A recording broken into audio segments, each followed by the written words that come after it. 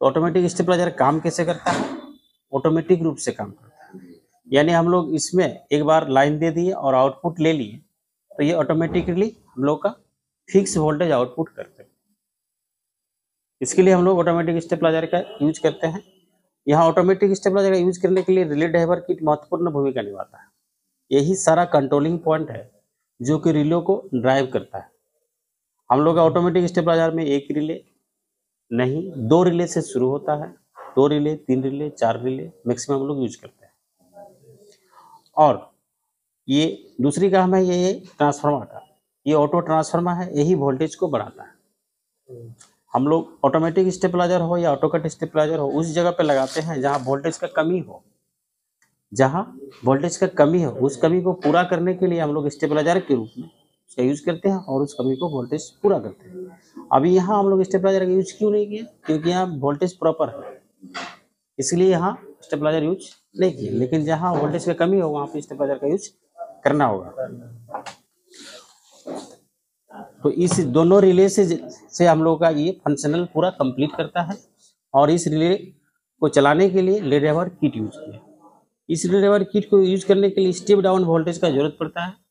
Step down voltage बोले तो कम voltage 12 volt, 18 volt, 20 volt, 22 volt उसको जरूरत पड़ता है। इसलिए हम लोग स्टेप डाउन ट्रांसफार्मर का यूज करते हैं या ऑटो ट्रांसफार्मर में ही इंक्लूड रहता है।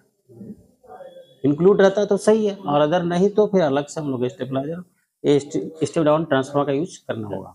एक वोल्ट मीटर रखते हैं जो कि वोल्टेज को देख सके कि वोल्टेज इनपुट में कितना है और आउटपुट में कितना है। ये दोनों वोल्टेज को देखने के लिए एक ट्विस्ट स्विच यूज करते हैं। एक देखिए ट्विस्ट स्विच यूज किया गया है। इन वोल्टेज देखने के लिए हम लोग यहाँ देखेंगे और आउट वोल्टेज देखने के लिए नीचे करेंगे तो आउट वोल्टेज दिखाएगा, जिससे हम लोग का पता चलेगा कि आउटपुट वोल्टेज हम लोग का अभी कितना निकल रहा है और अभी हम लोग का इनपुट वोल्टेज कितना आया। तो इसके लिए हम लोग वोल्ट मीटर का यूज, कभी कभी स्टेबलाइजर में डिजिटल वोल्ट मीटर का भी यूज करते हैं आजकल, तो उसका फंक्शनल भी इसी तरह का होगा।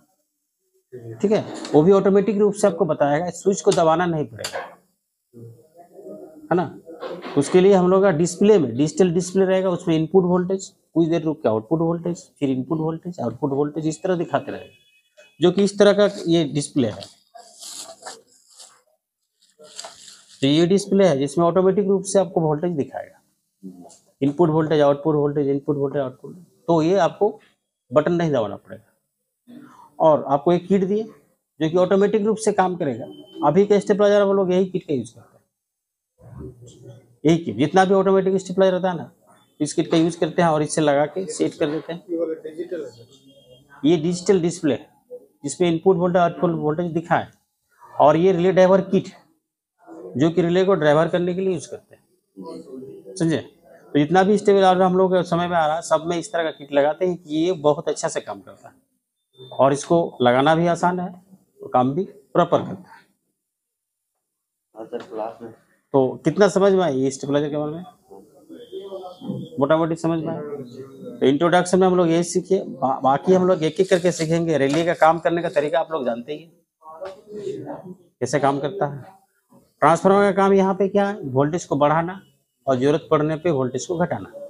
जहां हम लोग इनपुट देंगे उस हिसाब से वो बढ़ाएगा, क्योंकि जब ऊपर चढ़ेंगे तो वोल्टेज बढ़ाएगा, जब नीचे आएंगे तो वोल्टेज घटाएगा। तो ये 2 तरह से काम करता है, स्टेप अप का भी ले सकते हैं, स्टेप डाउन का भी ले सकते हैं, आवश्यक अनुसार जब हम लोग का जितना जरूरत पड़े, समझ रहे। और ये पूरा का पूरा कैबिनेट, ये पूरा का पूरा हम लोग कैबिनेट है जिसमें सारा कंपोनेंट को एक दूसरे से जुड़ा रखा है, और नहीं तो हम लोग कैसे रखते हैं। कनेक्शन समझ में आया? इसमें कनेक्शन कैसे करना है? तो कनेक्शन भी हम लोग सिंपल ही है ना। सबके लिए हम लोग जैसे घर का वायरिंग करते हैं तो सबके लिए हम लोग न्यूट्रल फेस का यूज करते हैं। यहाँ भी उसी तरह से किया। अब हम लोग इसको प्रैक्टिकली रूप से देखेंगे कि इस रिले को सेटिंग कैसे किया जाएगा और ये ऑटोमेटिक रूप से कैसे काम करेगा, समझे। तो आज सारा कंपोनेंट के बारे में हम लोग को परिचय दे दिए हैं, और कंपोनेंट को ऐड कैसे करना है, उसको चेकिंग कैसे करना है, उसको हम लोग देखेंगे। ठीक है।